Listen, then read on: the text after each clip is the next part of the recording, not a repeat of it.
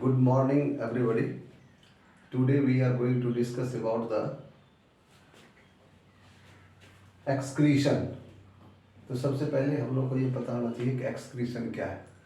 We know very well that in the body of the living organisms, different kinds of metabolic reactions are continuously going on inside our body. And as a result of metabolic reactions, two types of things are formed. There are some substances which are useful for the body, and there are some substances which are harmful for the body. Therefore, the removal of the harmful substances from the body of the living organisms is called excretion. The removal of harmful nitrogenous substances from the body of living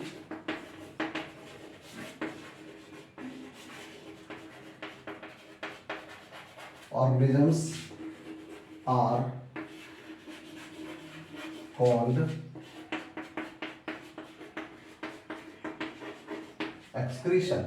This is the definition of excretion. इस process में शरीर के अंदर बने हुए harmful nitrogenous waste products को या पदार्थों को हम लोग शरीर से बाहर निकालते हैं. तो आज का इस टॉपिक का जो मुख्य पार्ट है वो है excretory system in human beings,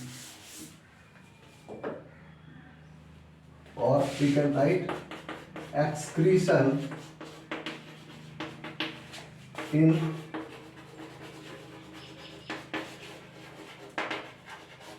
human beings. तो एक्सक्रीशन ह्यूमन बींग्स में जब होगी तो उसके लिए एक्सक्रीटरी सिस्टम की जरूरत होती है, और ह्यूमन बींग्स के एक्सक्रीटरी सिस्टम के जो मुख्य ऑर्गन्स हैं वो कौन कौन से हैं. तो पहला ऑर्गन है a pair of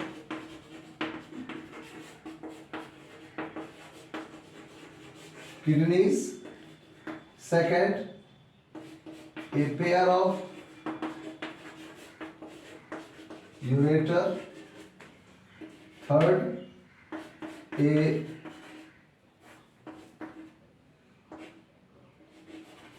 urinary bladder, and then fourth a urethra.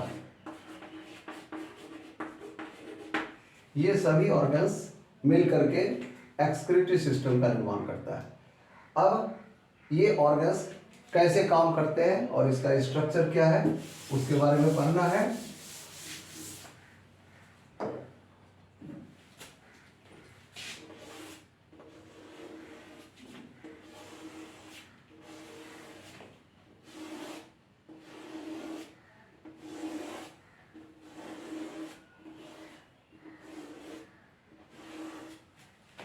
This is the diagram of different organs of the excretory system of the human beings. These two organs, these two are called kidneys. Human body में दो kidney होती है जो abdominal region में आपके backbone के right और left side पाए जाते हैं. These two kidneys are bean shaped structure, same के बीज के आकार की रचना होती है जिसका आउटर सरफेस कॉन्वेक्स होता है और जो इनर सरफेस है वो कॉनकेव होती है. और दोनों किडनी से एक ट्यूबुलर स्ट्रक्चर निकलती है जिसको हम लोग कहते हैं यूरेटर. यह ट्यूब लाइक स्ट्रक्चर है जो फिल्ट्रेट यूरिन्स को यहाँ से किडनी से कैरी करके यूरिनरी ब्लैडर तक लाता है. दोनों यूरेटर एक बैग लाइक स्ट्रक्चर में खुलती है जिसको हम लोग यूरिनरी ब्लैडर कहते हैं. और ये यूरिनरी ब्लैडर शरीर के बाहर एक ओपनिंग के द्वारा खुलता है जिसको यूरेथ्रा कहते हैं. ओके, तो these are the different organs of the human excretory system. और हम लोग जानते हैं कि जिस तरह से हम लोगों ने प्रीवियस चैप्टर्स में या प्रीवियस क्लासेस में डिस्कस करते हैं कि cell is the structural and functional unit of the living organisms. किसी भी लिविंग ऑर्गेनिज्म की सबसे छोटी इकाई जो है उसके किसी भी ऑर्गन्स की या कोई भी पार्ट का वो सेल होता है। उसी तरह से ये जो हमारे किडनी है यह छोटी छोटी इकाइयों से मिलकर बनती है जिसको हम लोग कहते हैं nephron. Nephron is the structural and functional unit of our kidney. और ये नेफ्रॉन एक्चुअल में जो किडनी का फंक्शन होता है वह फंक्शन इसके नेफ्रॉन के द्वारा किया जाता है। यानी इसका काम क्या है? To filter the nitrogenous waste products harmful substances from the blood. हमारे बॉडी के डिफरेंट सेल्स और टिश्यूज में जो मेटाबॉलिक रिएक्शंस के फलस्वरूप नाइट्रोजनस वेस्ट प्रोडक्ट्स बनते हैं वो ब्लड के माध्यम से किडनी तक पहुंचाया जाता है। और किडनी की जो छोटी इकाई है जिसको हम लोग कहते हैं नेफ्रॉन, उसके द्वारा ये फिल्ट्रेशन का काम होता है।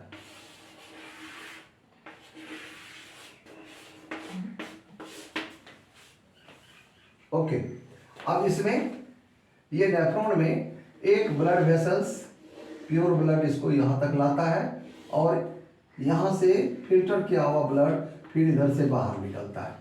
और जब ये ब्लड वेसल्स इसके अंदर आती है तो यहाँ पर एक नेटवर्क लाइक स्ट्रक्चर का निर्माण करता है जिसको हम लोग कहते हैं ग्लोमेरुलस। ये ग्लोमेरुलस कहलाया। और ये ग्लोमेरुलस एक कप के आकार की रचना के अंदर रहती है जिसका नाम है बोमेंस कैप्सूल।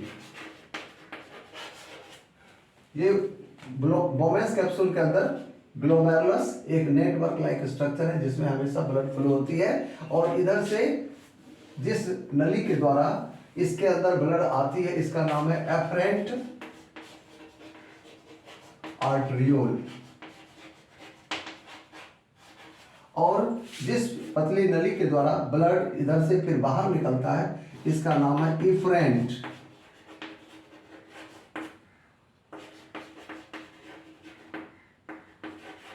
इफरेंट आर्टरियोल। अब इसमें एफरेंट आर्टरियोल के द्वारा हार्ट से पंप किया हुआ ब्लड जो बहुत सारा के नाइट्रोजनस वेस्ट प्रोडक्ट हानिकारक पदार्थों को लेकर के आता है वो इसके अंदर ब्लड को भेजता है। और जब ये ब्लड इधर से बाहर निकलता है उसके बीच में क्या है? इसकी ब्लड कैपिलरीज है। ग्लोमेरुलस जो है ये पतली पतली ब्लड की नलिकाएं होती हैं जिसमें जब ब्लड इधर से आता है तो इसका देखिए डायमीटर ज्यादा है, इसलिए क्या होगा? Under high pressure more and more amount of blood is pumped into the glomerulus. But when the blood is coming out from the glomerulus, its efferent arteriole is thinner than the afferent arteriole. यानी इसका diameter कम है जिसके कारण क्या होगा? जितना pressure में blood इससे आता है जितनी तेजी से उतनी तेजी से ब्लड यहाँ से बाहर नहीं निकल पाता है जिसके कारण the blood which is flowing into the glomerulus it has a pressure. वहां पर एक तरह का प्रेशर क्रिएट होता है and under that pressure blood the waste products present in the blood is get filtered by the wall of the glomerulus as well as the wall of the Bowman's capsule. ये भी single cell के इस तरह से wall के द्वारा घिरा आता है, एक सिंगल लेयर सेल का ये बना होता है। और इस तरह से ग्लोमेरुलस और बोमेंस कैप्सूल के मदद से जो वेस्ट प्रोडक्ट है नाइट्रोजनस वेस्ट प्रोडक्ट है वो फिल्टर होकर के यहाँ आ जाता है। और ये यहाँ पर इसकी जो ये नलियाँ हैं ये काफ़ी लंबी होती हैं और इसका वह सिरा जो ग्लोमेरुलस बोमेंस कैप्सूल के पास होता है इसको शॉर्ट में कहते हैं PCT, प्रॉक्सिमल कन्वोल्यूटेड ट्यूब्यूल। और जो इसका दूर वाला सिरा है इसका नाम है DCT, distal convoluted tubule. Waste product जो यहाँ से निकलता है वो इस नली से होकर के ऊपर से नीचे आता है फिर नीचे से ऊपर जाता है। यानी इसके लिए जो वेस्ट मटेरियल है उसका फ्लो किस डायरेक्शन होता है? एक साइड में नीचे की ओर, एक साइड में ऊपर की ओर। जिस नली होकर के ब्लड नीचे की तरफ आता है इसको कहते हैं असेंडिंग लूप, डिसेंडिंग लूप नीचे की तरफ जाने वाला, और इधर से ब्लड ऊपर जा रहा है इसको कहते हैं डिसेंडिंग लूप। यानी जो भी फिल्ट्रेट्स हैं वो फिल्ट्रेट अब इससे होकर के ऐसे ब्लड कैपिलरी जिसको चारों तरफ से घेरे हुए रहता है, जो वेस्ट मटेरियल इधर से फिल्टर होकर के बाहर निकलना होता है या निकल रहा है उसमें कोई न कोई कुछ ऐसे पदार्थ होते हैं जो कि हमारे शरीर के लिए जरूरत है। ऐसे पदार्थों का यहाँ पर क्या होता है, इन ब्लड कैपिलरीज के द्वारा इसका क्या होता है, रीएब्जॉर्प्शन हो जाता है।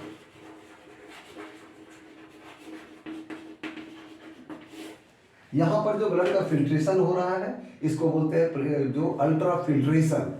और यहाँ पर उसमें अगर कोई यूजफुल चीज हमारे बॉडी से बाहर निकल रहा है उसको ये रीएब्जॉर्प्शन करने वाला कौन है, ये ब्लड वेसल्स, जो कि इसको चारों तरफ से घेरे हुए रहता है।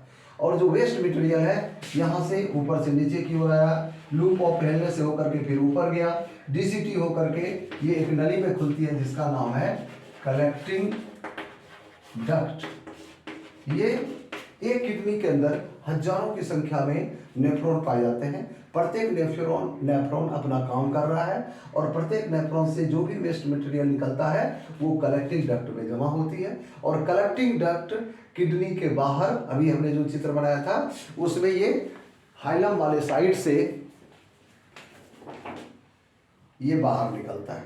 जो येलो कलर का दिखाया गया है ये यूरेटर है।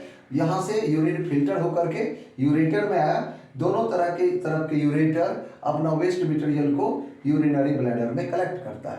और यूरिनरी ब्लैडर क्या है, यह मांसपेशियों की बनी हुई रचना है। जब ये पूरी तरह से भर जाती है तो यहाँ से एक सिग्नल, इलेक्ट्रिकल सिग्नल आपके ब्रेन को, आपके नर्वस सिस्टम को जाती है कि now you have to urinate, यानी यूरिन को शरीर से बाहर निकालना है। और इस तरह से under the control of the neural system या नर्वस सिस्टम ये क्या होता है, इसमें फिर कॉन्ट्रैक्शन होती है और हम लोग अपने यूरिनल्स जा करके इसको यूरिन डिस्चार्ज कर देते हैं। तो this is all about the excretory system of the human beings. अभी एक समस्या क्या आती है, चैप्टर के लास्ट में दिया हुआ हीमोडायलिसिस। ये जो प्रोसेस है इसको हम लोग बोलते हैं डायलिसिस ही है एक तरह से, जिसमें ब्लड में मिला हुआ वेस्ट मटेरियल बाहर निकलता है। अगर किसी व्यक्ति की किडनी खराब हो जाए तो क्या होता है, एक किडनी खराब हो गई तो दूसरा किडनी काम करता रहता है, काम चल जाता है सिंगल किडनी से भी। लेकिन अगर दोनों किडनी खराब हो गई तो उस कंडीशन में क्या होता है कि या तो किडनी को ट्रांसफर करना पड़ता है, ट्रांसप्लांट करेंगे और किडनी को ट्रांसप्लांट करेंगे। एक तो वो मेथड है, दूसरा है कि समय समय पर उस पेशेंट के ब्लड में से वेस्ट मटेरियल को मशीन के द्वारा बाहर निकल आता है, जिसको हम लोग कहते हैं haemodialysis.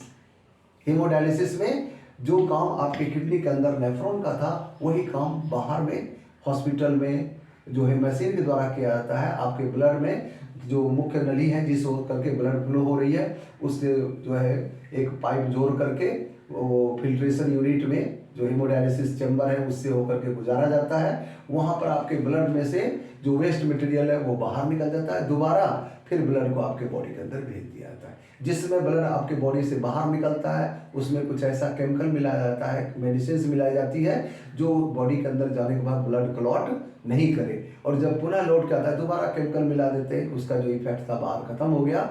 Now your body will get the again pure blood. तो इस तरह से ह्यूमन एक्सक्रीटरी सिस्टम के द्वारा हम लोग ये समझ सकते हैं कि हमारे बॉडी में जो डिफरेंट टाइप की मेटाबॉलिक एक्टिविटीज़ होती है उसके फलस्वरूप जो वेस्ट मटेरियल्स बनता है वो सारे वेस्ट मटेरियल हमारे बॉडी से कैसे बाहर निकलता है। Kidney is the one of the most important excretory organ of the human body. In addition to kidney, there are some other organs also which help in excretion.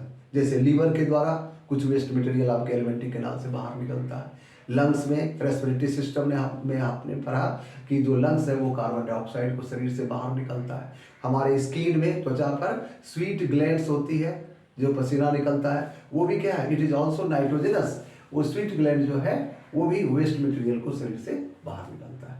तो it is the all about the excretory system of the human beings. अगर plant की हम बात करें तो plant में excretion के लिए आपने देखा होगा कि प्लांट में कुछ समय समय पर पौधे की पत्तियां झड़ती हैं। It is also a kind of excretion. The waste material which are produced within the plant body, it is stored, it is accumulated, it is collected into the leaves, and time to time plants drop their leaves, अपनी पत्तियों को तोड़ देता है या झड़ जाती है, जिसके कारण उसका वेस्ट मटेरियल बाहर निकल जाता है। पौधे, बहुत सारे पौधे जिसमें उसका जो बार्क है, छिलका है, वो भी टूट करके गिरता है। तो removal of the bark of the tree is also a kind of excretion. It means the type of excretion in plants is very simple when we compare it with the excretion in human beings.